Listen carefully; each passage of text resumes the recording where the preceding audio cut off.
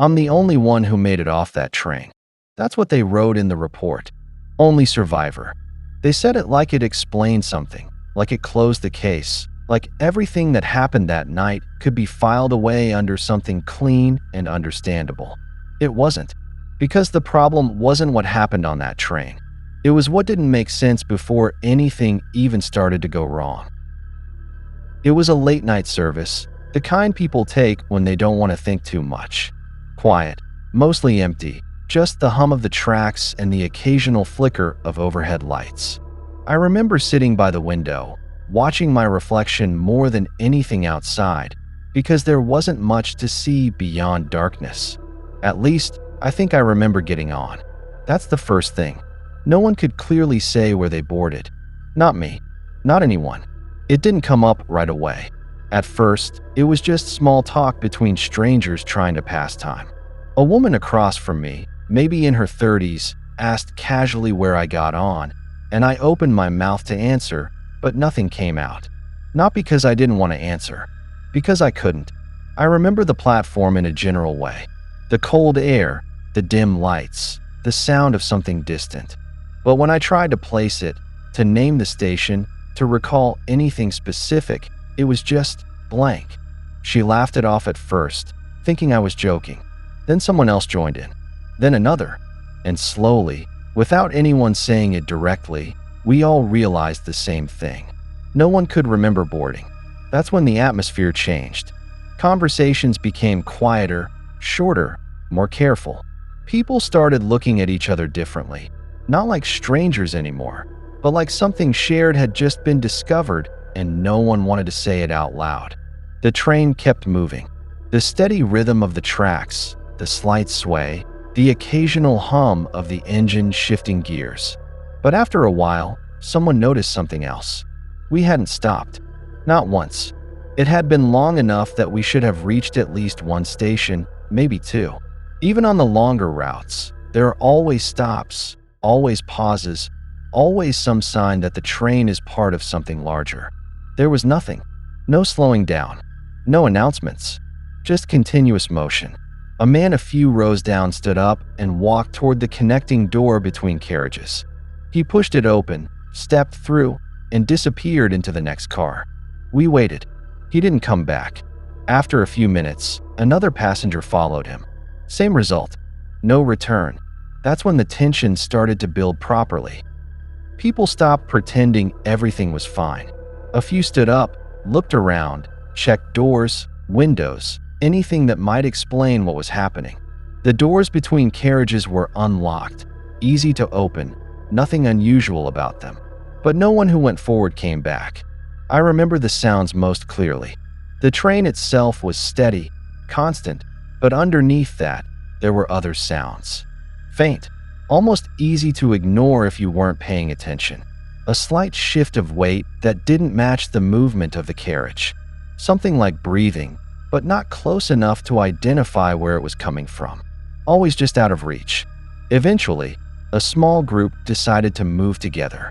Safer that way. They said it out loud, like it made sense, like it was a rational decision. 4 of them went through the door at the end of the carriage. They didn't come back either. That's when I noticed something I hadn't before. The number of people left didn't feel like it was decreasing the way it should. I tried to count quietly, but every time I did, I ended up with the same number. It didn't make sense. People were leaving, not returning, but the carriage never felt emptier. That was the first moment I felt something close to real fear. Not panic, something slower. Something that builds when your mind can't find anything stable to hold on to. The woman across from me noticed it too. She didn't say it directly, but she asked me how many people I thought were left. I gave her a number. She shook her head slightly and gave me a different one. Neither of us could explain why. The train kept moving. No stops. No announcements. Nothing outside the windows except darkness that didn't change, like we weren't passing through anything at all. After a while, the lights flickered. Just once, but enough to shift something in the room. When they came back on, something was different. Subtle. Hard to place. Then I realized.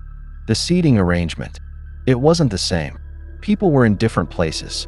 Not moving, not changing in front of me, just different than before.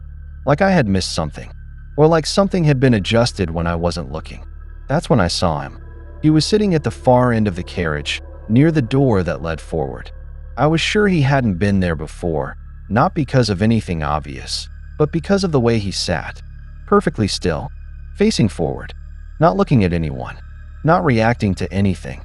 While everyone else was shifting, whispering, trying to make sense of things, he remained completely unaffected.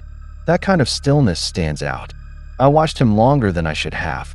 Eventually, he turned his head slightly, just enough to acknowledge that he knew I was looking, and then he smiled. That was the moment everything changed. Because suddenly, things started making sense in a way I didn't want them to. He stood up slowly and walked toward the middle of the carriage. No one stopped him. No one spoke. It was like everyone felt, at the same time, that he wasn't someone you interrupted. He spoke quietly, not loudly enough to command attention, but clearly enough that everyone heard him. He said, "You're all trying to remember the wrong part." No one responded. He continued, "You're focused on boarding. That doesn't matter." He looked around the carriage, making brief eye contact with different people. Then he said something that made the entire room go still. He said, "What matters is why you're still here." The silence after that felt heavy. Someone asked him what he meant. He didn't answer directly. Instead, he said, "Everyone who leaves this carriage goes forward because they think that's where the answer is." He gestured toward the door. "They don't come back because they're not supposed to." I felt something tighten in my chest when he said that. Then he turned slightly toward me again and said, "You've noticed it already." I didn't respond, but he was right. He continued, "The train doesn't stop because it doesn't need to. This isn't transport." There was a pause. Then, it's selection. That was the first twist. This wasn't random. It wasn't an accident. It was structured. Someone asked what happens to the people who go forward. He smiled again, same small, controlled expression, and said, "They're processed." No one asked what that meant, because we already understood enough. The second twist came a few minutes later. He walked back toward the door, but before leaving, he said something that made everything worse. He said, "There's always one who gets off." He looked directly at me when he said it. Then he stepped through the door and disappeared. After that, the carriage changed. People started moving again, but differently this time. Not in groups, not talking, just standing up, one by one, and walking toward the door, like they had accepted something. I didn't follow. I stayed where I was, watching, listening, trying to understand what "gets off" meant. Eventually, I was alone, completely. The train kept moving. The lights steady now, the sounds unchanged. Just me and the empty carriage. And then, for the first time, the train slowed. Not much, just enough to feel it. I stood up slowly and walked toward the door at the end of the carriage. Not forward, backward, the opposite direction everyone else had gone. I don't know why.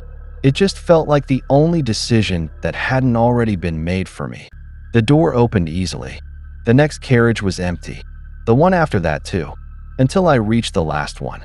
At the end of the train, there was a door, different from the others, locked from the inside. But the handle turned when I tried it. And when I opened it, the train had stopped. Outside, there was no station, no platform, just a stretch of dark track and cold air. I stepped off. The door closed behind me immediately. The train didn't wait. It started moving again almost instantly. No sound of departure, just motion. And within seconds, it was gone. That's how I survived. That's what I told them. That I got off when it stopped. That I didn't know where it came from or where it went. That everyone else was gone. They wrote it down, filed it, and closed it. But there's something I didn't tell them. Something I realized later. When they asked me again, days after, where I boarded that train, I gave them an answer. A station name. And that's when I understood what he meant. Because I don't remember getting on. But now, I remember getting off. Every detail. The cold air. The empty track. The silence. And something else. Something I didn't notice that night. But I do now. When I think about it. When I replay it. When I tried to sleep, there was someone already standing there, on the track, waiting, not surprised to see me, not moving, just watching, like he knew I would be the one who got off.